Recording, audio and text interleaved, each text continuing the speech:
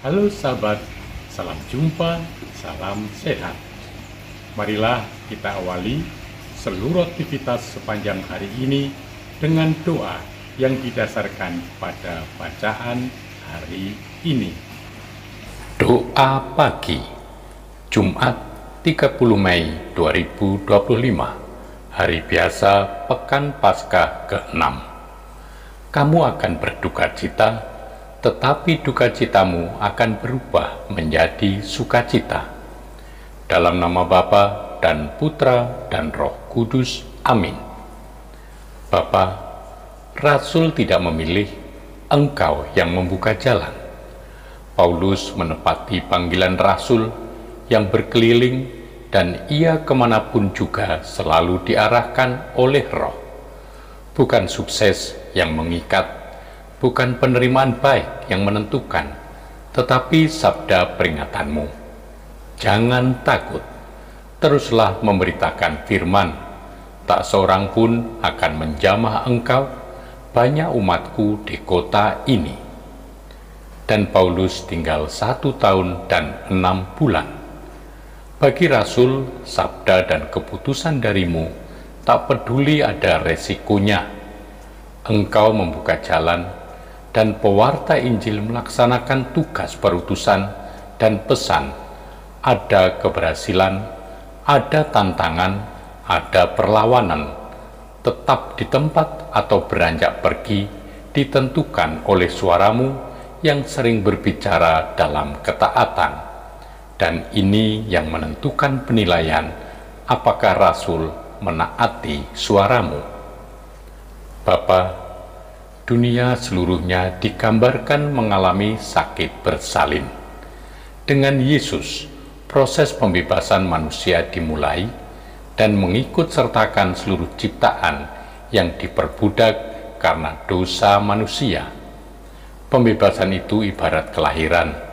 Anak bersama dengan ibu harus menggeliat, akan mengerang, menderita kesakitan. Tetapi ini semua dengan tujuan pembebasan hidup dan kelahiran baru. Digambarkan, manusia akan menangis dan meratap, tetapi dunia akan bergembira. Akan dikatakan dan dianggap bahwa orang fasik selalu mengalami kemujuran, tidak pernah sedih, tidak pernah mengalami nasib buruk, tetapi bencana akan menimpanya dengan tiba-tiba, sebab kemujuran si fasik hanya sesaat, akhirnya sia-sia belaka. Orang saleh harus bertahan, bila dicoba, ditertawakan, ditunjukkannya nasib untung orang-orang dunia yang nampaknya tidak mengalami kesedihan. Tetapi akhir mereka kematian dan kebinasaan, sedang kesudahan orang yang menderita karena sakit bersalin adalah sukacita, sebab melihat lahirnya hidup baru. Bapa, dalam menunggu orang menderita, ditelan perasaannya, dicobai kesabarannya. Ia banyak mengeluh, merintih, banyak pertanyaan timbul, tak terucapkan, timbul lagi, tak terjawab, sudah menghilang, disusul pertanyaan baru. Ini semua gejala-gejala adanya sakit, tekanan batin, mengeluh, mengaduh kepada siapa. Seluruh ciptaan, termasuk manusia, dalam keadaan menunggu pembebasan anak-anakmu yang akan mengikut sertakan pembebasan seluruh makhluk.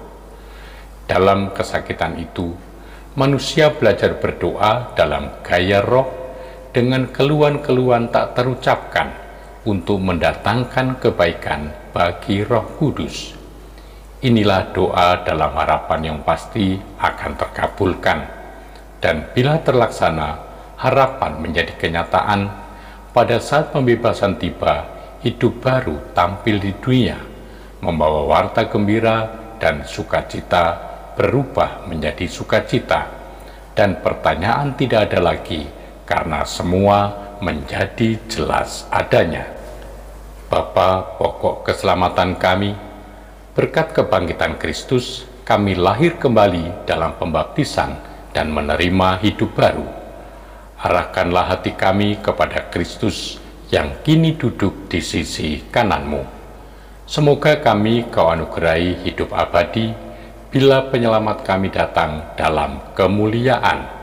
Sebab Dialah Putra-Mu, Tuhan dan pengantara kami, kini dan selama-lamanya. Amin. Semoga Allah yang Maha Kuasa memberkati saudari-saudara sekalian, Bapa dan Putra dan Roh Kudus. Amin.